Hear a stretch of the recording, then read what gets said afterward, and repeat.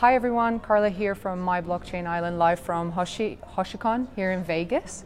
And I am very nervous. As you'll probably start to see, I'm going to make heaps of mistakes during this video because I'm sitting next to probably one of the biggest legends, in my opinion, in blockchain, especially when it comes to the educational factor for me. So this is Andreas Antonopoulos, which your surname it's is such a tongue twister for me. I know it is. It's for most people. Probably the only people who can pronounce it are fellow Greeks. Fellow Greeks, okay. Yeah. Well, as a Malteser, you'll have to forgive me then. Malteser? Yeah, I'm a Malteser. That's how it's pronounced. No, I'm Maltese. Maltese. We just say Malteser as a joke.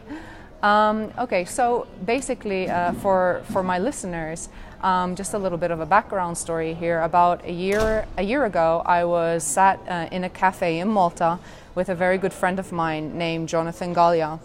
And Jonathan is like a fantastic young lawyer in the Maltese space. And I said to him, I really need to learn stuff about this space. Okay. And you came up, and the University of Nicosia came up. All right. And I'm in my second semester. Oh, fantastic. Wow. Okay, great. So that's how I've come to know you. And at the moment I'm following you in one of your courses as well. So Yes. thus the nervousness on another level. So it's an well, absolute pleasure to meet There's you. no exam or grades for today. This morning I did the sixth session Yes. of the MOOC, which is Yeah. the massive open online course. University of Nicosia was like the first university to offer a digital currency course and on an open source and free basis. So one of my criteria was it's important that this education is available for free. Mm-hmm. It's important that anyone can participate from anywhere in the world, and that's why I continue to do that. Yeah. It's kind of been my guiding principle for all of my work is it must be available on an open basis for other people to reuse in any language and for free.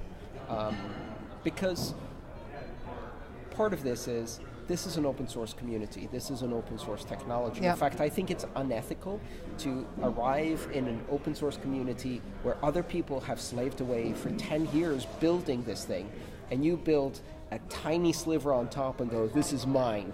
I own it. Profit. I own it.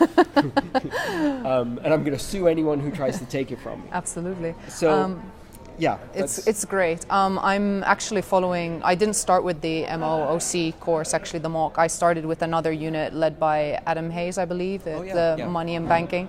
And I went to Jonathan and I was just like, oh my God, my brain exploded. And he was just like, he's like, and I'm We've all had that experience. It's just so nice. That's one of the common experiences that connects us all. Everyone I've spoken to in this space, they go, oh, at first I was really skeptical. Then I started reading about it, and oh my God, it blew my mind. I got so excited, and I started reading more and more and more. That's the experience I had. Yeah. That's the experience everyone had. Even Satoshi Nakamoto themselves was skeptical at first. I don't think this will work, but let's try it anyway. And it took a while to really believe it was going to work. So I think everybody comes in a skeptic, but there's something about this technology that is just really exciting. It's very much, it's captured me hook, line and sinker. I left my job, I was just like, bye-bye. Well, the real test for me, and I think that's where you see which people have arrived here for the technology and which people have arrived here for speculation is 6 months after the bubble has burst. Yes, who still sticks around? 6-8 bubbles in a row, Yeah. right? And the price goes like that. Everybody wants to be your friend. Yay. And then 6 months later, who's still around? Who's still like, I'm interested in this? Yeah. Which, by the way, we're at about the 6 months since the bubble burst. You're still here. Yay. Congratulations. You I've had for the next round. Yeah, I've had a few questions actually. Though I mean, you're very right. Like the economy in general does lead, I think, and it makes you feel a little bit more skeptic of the space. Like, what am I doing here? What am I trying to prove here? But ultimately, I think what you said there about the technology makes a lot of sense. So I know a lot about you because I've clearly internet stalked you.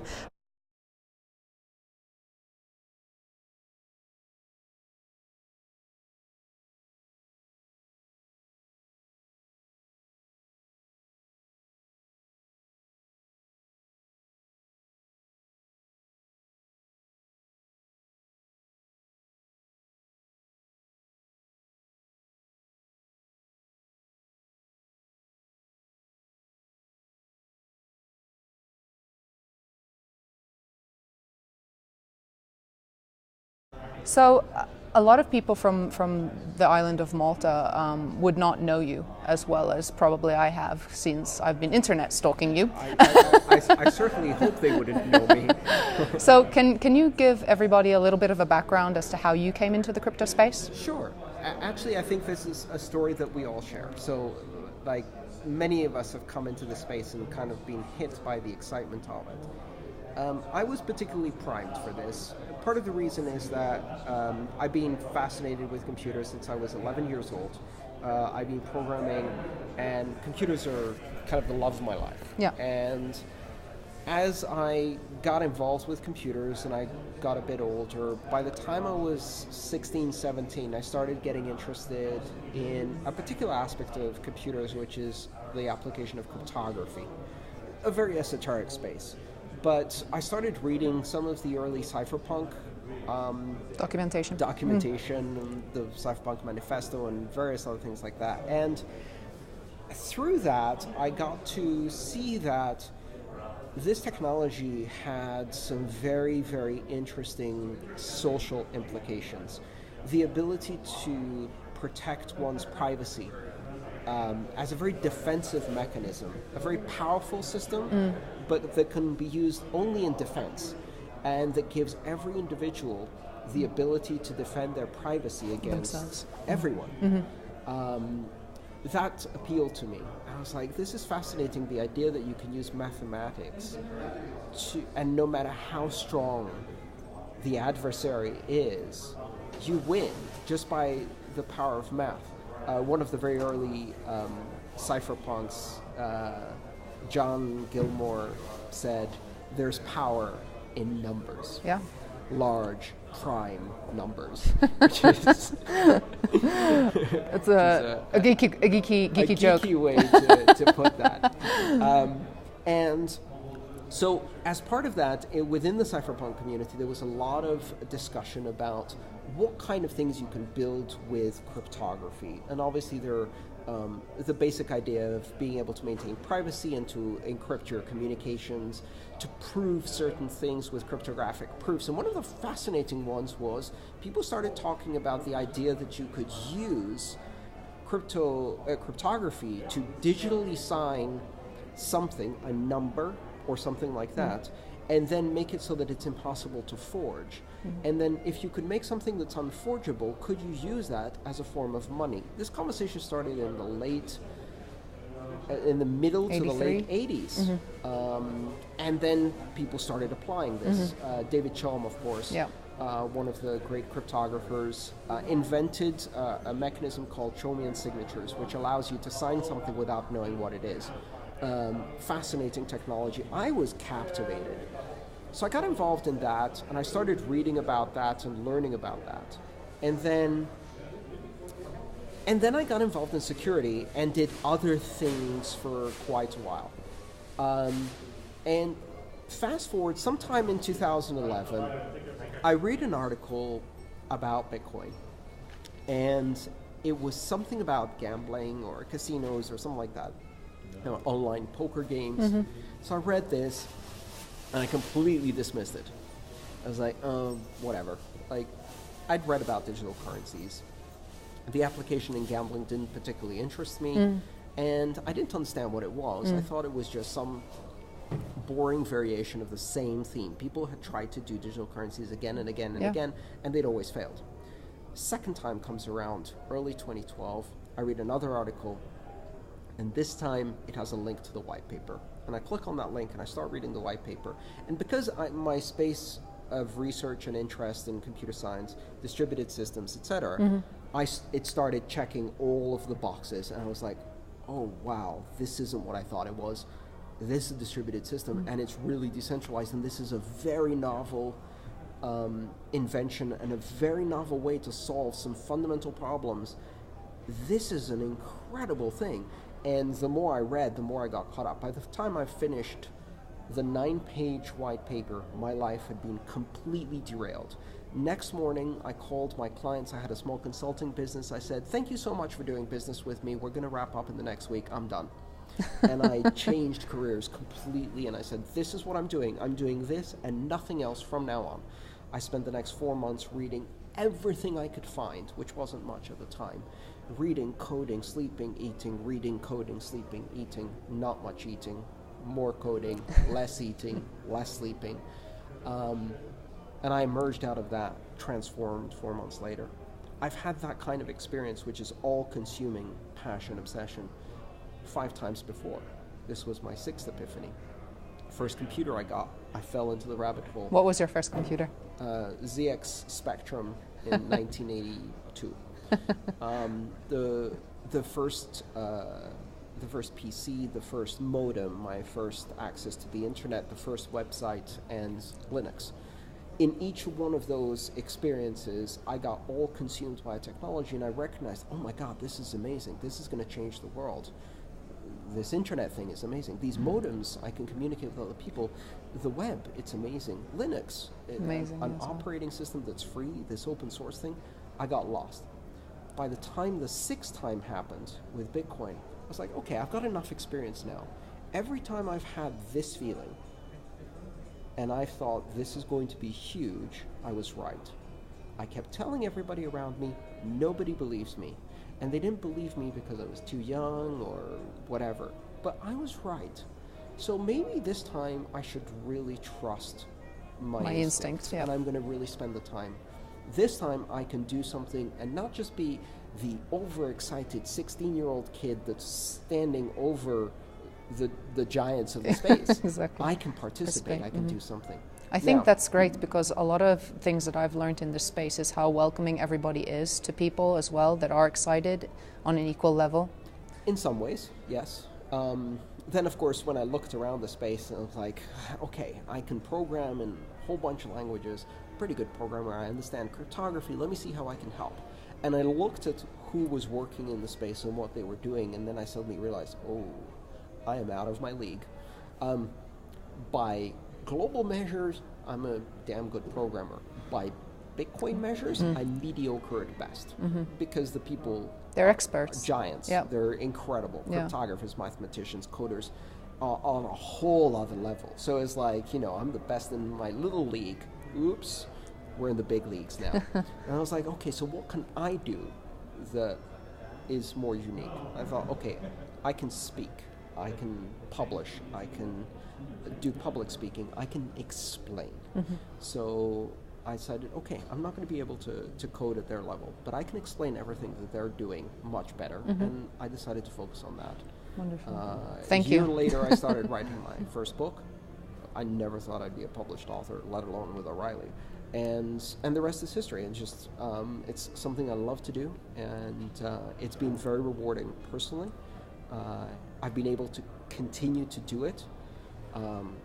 At the moment, thanks to, I get support from subscribers who give me a monthly subscription on Patreon, which allows me to be completely independent from any corporate influence or any commercial sponsorship, and just do my thing and know that the people who support me are my own audience. That's great. So that's great. It's worked. Yeah. No, that's one thing for sure. Even with this webcast, I decided not to take on sponsors of the show, because it just feels like you somehow get lost. Well, especially the kind of work I do, one of the problems is that people need to trust me. And in order to trust me, I have to earn that trust. And part of earning that trust is not selling out, not endorsing or supporting projects or products or companies, right? They need to know that the information I'm giving them is neutral, because I have no ulterior motive. And the problem is, when you have sponsors, you have ulterior motives, whether you want to or not, and it's going to influence. Maybe I'm going to soften up what I'm saying so I don't offend one of my sponsors. Hell no, I'm not softening up anything. My audience is cheering for me every step of the way. My subscribers are supporting me no matter what I say, because they're subscribing for because I have a big mouth, and because I'm gonna you're gonna call out the nonsense in the space as well, because we just heard your keynote, and you were clear that there has been incidents in this space as well that have influenced a negative opinion from the masses, like about trust. Yes. So that's, as in any space. Yeah, that's happened multiple times. We've seen it over and over again, and yes. Like my mom's not going to trust just anything and everything she hears and sees as soon as the mass media start to, portray the incidents that have happened in the crypto and blockchain space. So what do you think about, like, obviously I'm from Malta, we're regulation prone. I mean, do you think that regulation helps or hinders the space of blockchain? I think it's irrelevant. Okay. I think what people don't understand is that what the blockchain space is doing is creating a new way to regulate human interactions. And that new way is to regulate them through the strict application of mathematical rules that are arrived at by the emergent consensus of thousands and thousands of participants, and that can't be changed at a whim, that don't depend on institutional authority or committees or deliberation or interpretation. The whole point of that is to regulate differently than we already do. If we wanted to regulate by committee, by institution, by authority, we already have that. We have that 194 places in 194 countries, and everybody's tried that, and it's been successful for the Industrial Revolution, but it's not taking us into the world that we need to be. It doesn't scale. It's subject to corruption and whim and arbitrary results and selective application and all of the problems we have with modern governance and societies. So how about we try something else? You don't have to try it, you don't have to agree with it, but those who do understand why this is happening understand that we are trying something new, and that is regulation by mathematics and emerging consensus rules. So should government regulate that or not? It doesn't matter. If they try to regulate it, they're going to fail because it's not subject to one jurisdiction. It's very slippery, it's going to keep moving. And by the time they write the regulation, we've innovated 15 ways around that. They move too slow. And in fact, that's the problem we're trying to solve, among other things, which is that existing regulatory systems do not scale. So, and if they don't regulate it, who cares? It's still regulated by math. I can tell you how many Bitcoin will be issued today. Sure. I can tell you how many Bitcoin will be issued in the year 2140. Exactly. You can't tell me how many dollars are going to be printed next week. That's up to the whim of a dozen bureaucrats. Exactly. We're talking about the traditional institution of Federal Reserve printing of money as central banking. But more broadly, you don't know what the rules of the game are, what the rules will be for the evaluation of contracts in the future. With these blockchain systems, we know what the rules are when we adopt them.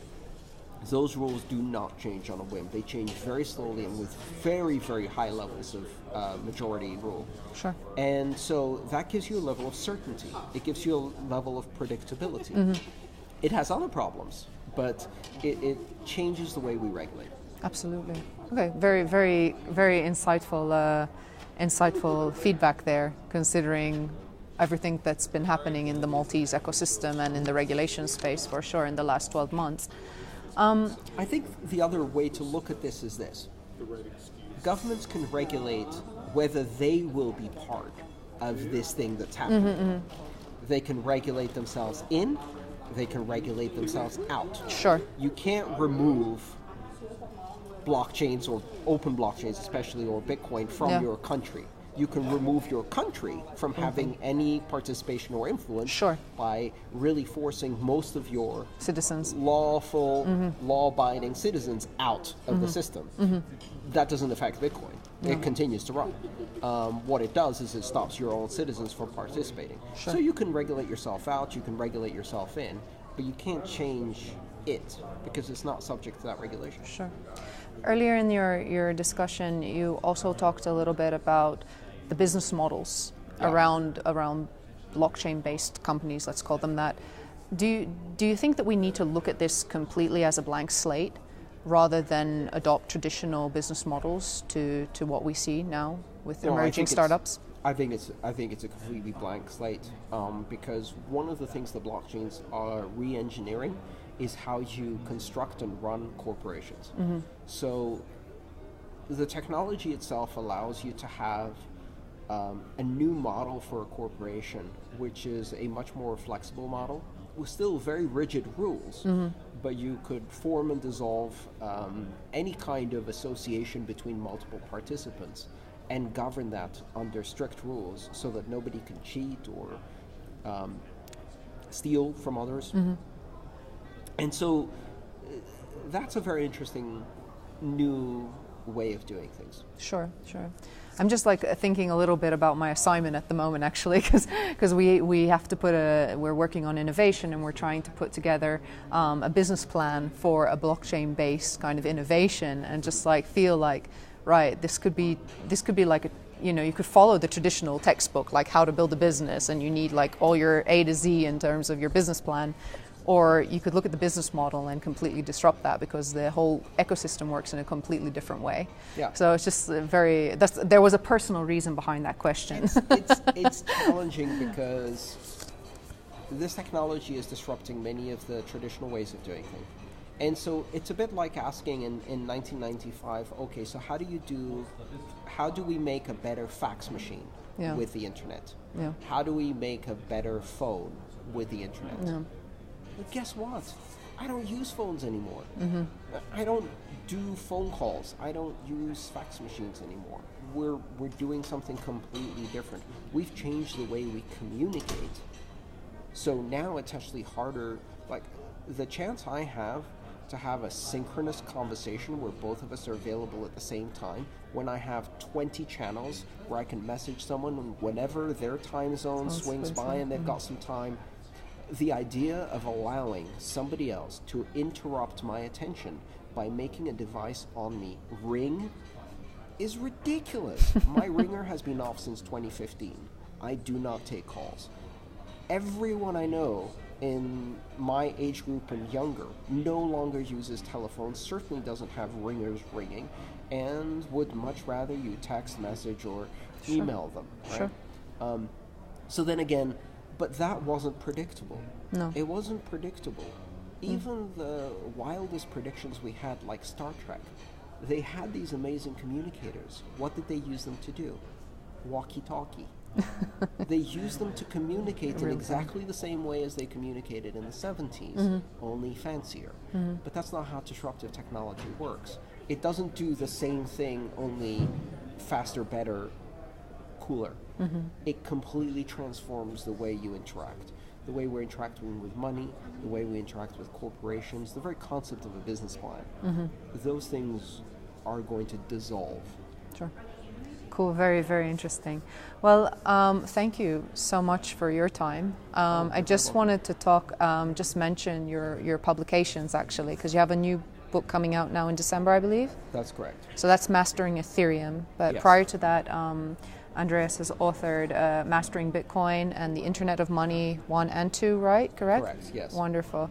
All right, so those books need to be on your bookshelf. Apart from that, Andreas has over 300 videos, I believe. That's correct. Available to watch. And can I just make a point that my first book, Mastering Bitcoin, is available open source. You can download and read each of the chapters online, the very Wonderful. Latest chapters.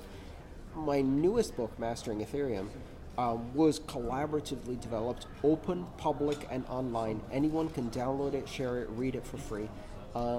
And that's part of my publishing ethos. The Internet of Money, Volume 1 and Volume 2 are based on the videos and talks I've given. All of those videos and talks are available for free. There's no excuse. There's really no excuse. The information is available and it's free, and that's that.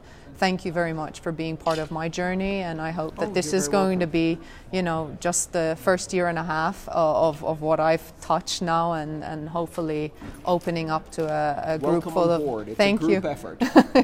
Thank you so much, and very pleasure to meet you. Thank you. Thank you so much. All right, guys, thanks for listening, and I'll see you very soon. See you later. Bye.